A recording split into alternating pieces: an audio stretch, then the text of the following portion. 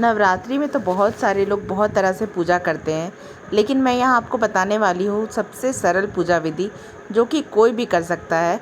अगर जिससे पूजा नहीं भी होती है, वो भी आसानी से नवरात्रि में ये सरल पूजा विधि करके माता को प्रसन्न कर सकते हैं। तो आइए वीडियो शुरू करते हैं। सबसे पहला है सुबह तैयारी करना। सबसे पहले आप स्नान कर लें, उसके बाद आप स्वच्छ जो है वो वस्त्र पहन ले धुले हुए। संभव हो तो कम से कम लाल, पीला या गुलाबी रंग ही पहने।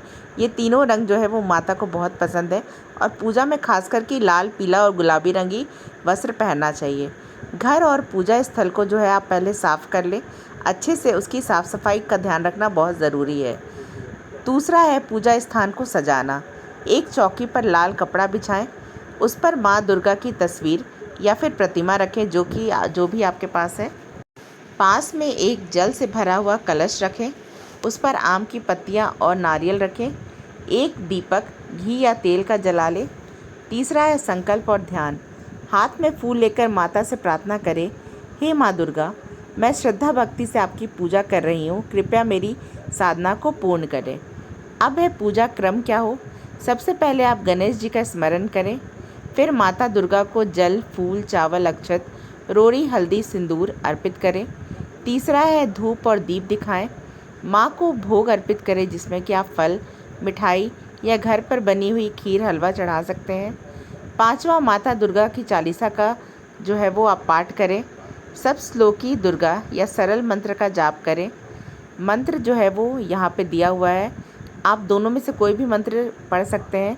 सबसे आसान मंत्र है ओम दुम दुर्गाय नमः, जिसको कि आपको 108 बार या फिर जितना आपके पास समय हो, आप सक्षम हो उतना आप कर सकते हैं। अंत में आप आरती ज़रूर करें माता दुर्गा की। बिना आरती की तो पूजा संभव ही नहीं है। पूजा जो है वो आरती के साथ ही समाप्त होती है। फिर शाम को दीपक और अगरबत्ती फिर से जलाएं। आरती और मंत्र का जो है आप छोटा सा जाप कर सकते हैं। छठा है व्रत और भोग। दिन भर सात्विक आहार लें। माता को भोग अर्पित कर परिवार के सभी सदस्यों में बांट दें। सातवां है समापन। नवमी दशमी को कन्या पूजन करें। छोटी बच्चियों को भोजन कराएं। चुनरी उपहार में दे दें। हवन या साधारण आरती कर व्रत का समापन करें। ये विधि जो है वो बहुत ही आसान है और इसे जो है वो घर का कोई भी सदस्य, छोटा हो, बड़ा हो, बुज़ुर्ग हो, वो आसानी से कर सकता है और माता को प्रसन्न कर सकता है।